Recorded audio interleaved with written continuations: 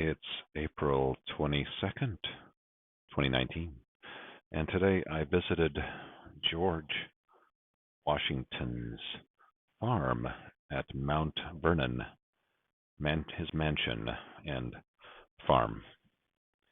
Anyway, it was interesting to see again after many years. I think I saw it as a kid, so it might have been about 38 years since I've seen it last.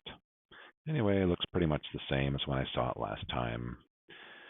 Um, Although I think this time there was a bit more emphasis on slave quarter mention stuff.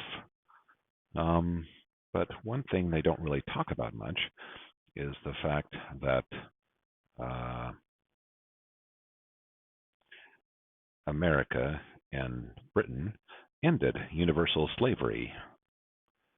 So it's true that when America started, there was slavery somewhat reluctantly going on, reluctantly in the minds of some more than others, admittedly, but the principles which founded America, Western Enlightenment values, eventually they kicked in and a few more gears took hold, and a few more gears started catching,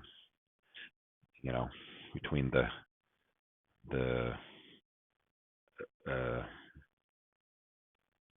in the machinery of Western Enlightenment values, and eventually, at the cost of quite a number of white people's lives, white person's lives, pink skin,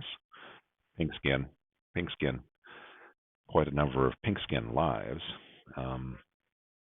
If we're going to engage in tribal righteousness, tribal nobility, group rights, group blames, then I guess someone ought to blame Whitey for the fact that the universal slavery was ended by people who had the Western Enlightenment meme set on their brains. So, thanks to George Washington. Yeah, he had some slaves, but, well, the country he helped found helped end universal slavery. So, thanks, George Washington. Thanks, George Washington. Thanks, Abraham Lincoln.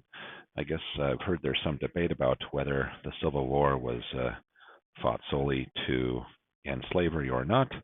But the net result was, yes, universal slavery was ended thanks to American values and thanks to British values also, Western Enlightenment values, most fruitfully realized with these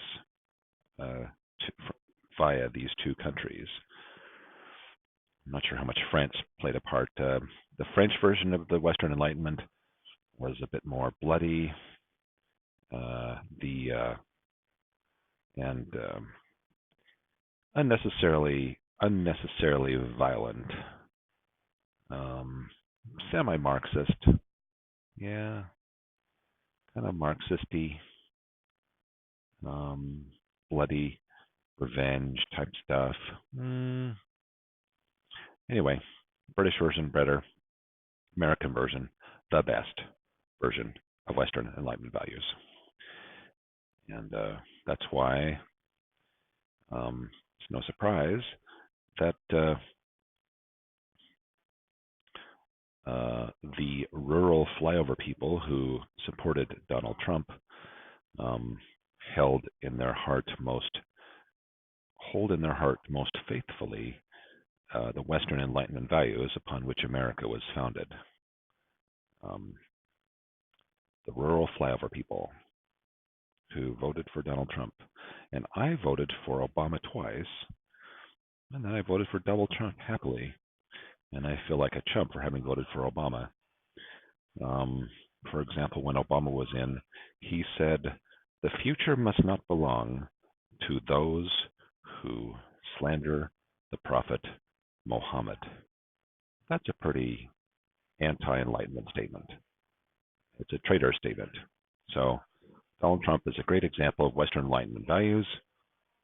and the values upon which America was founded, the values which helped end universal slavery, the values which helped bring humanity out of the Dark Ages, like it or not. And the fact that Trump pisses people off, he pisses off all the right people, from my perspective.